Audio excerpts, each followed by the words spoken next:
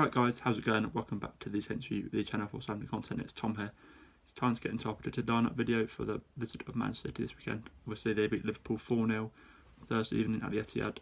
A sublime performance. A lot of people are saying that Liverpool were still partying or off guard, but to beat that Liverpool side 4-0, their strongest team as well, with City making changes, Mahrez and that not starting, so Sunday evening on 7 o'clock it's going to be an incredibly tough game, but one which we need to just try and get the best out of now that we're not mathematically safe, but we're all but safe from relegation. Let's get into it. So between the sticks, I don't think there'll be a change. There's an argument to say that Gunn could get a run between now and the end of the season, given that we're now not a genuine threat of relegation, but I think McCarthy has made a couple of mistakes.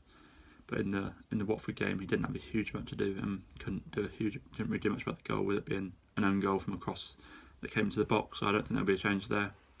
At right back, I don't see there being a change. I think Walker-Peters played very well against Watford and thoroughly deserves to start again this week. Valerie just hasn't looked great in the times he's played since the restart, so Walker-Peters has to start in my opinion, and he's probably the best option we've got at right back at the minute, so he has to start.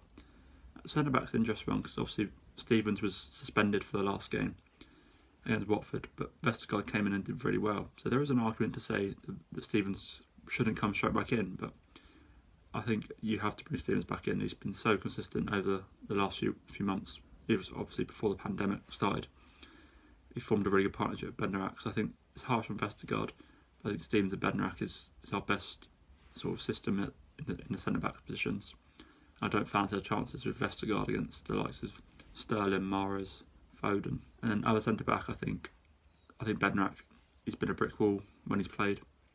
Hasn't missed very many minutes at all. I think he maybe missed out against Palace and was rotated in another game, but he's barely missed a minute this season, so I think he has to start. At left back, there is an argument to perhaps say Jake Vokins could play, but I think Bertrand is by far our best player, and it's just a case of letting Vokins settle in and maybe bring him on for the last 10 minutes if we're already losing or if we're in a good position in later games in the season. But I think Bertrand is definitely our best option at left back, and he should start this game. Midfield is an interesting one because I think obviously Højbjerg missed out last time, but I wouldn't bring him back in.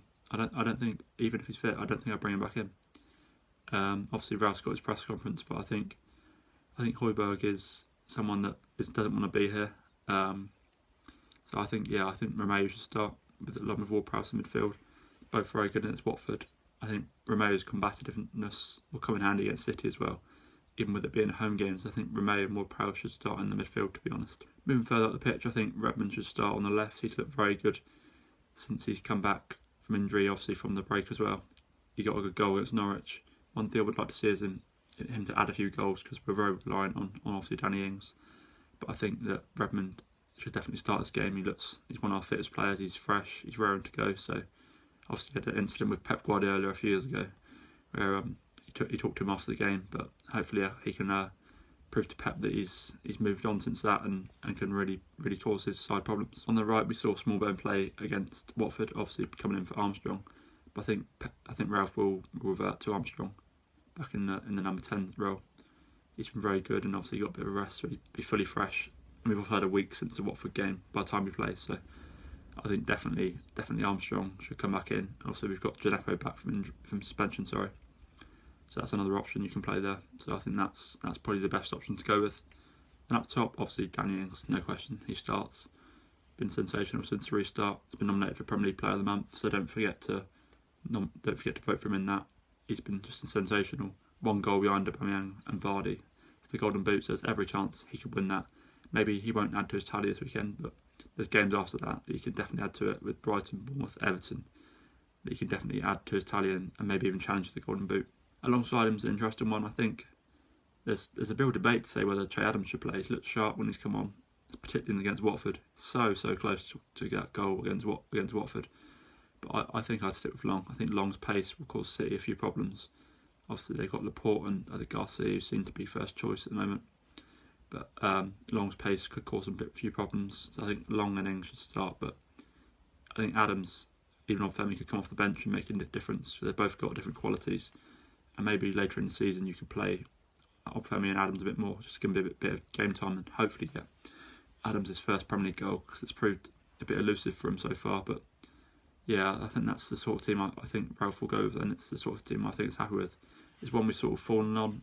Obviously, we both played a lot of the season, but Romeo looked good last week, and even when he's come off the bench a few times, he's looked great. So I've got no problems with Romeo playing this game.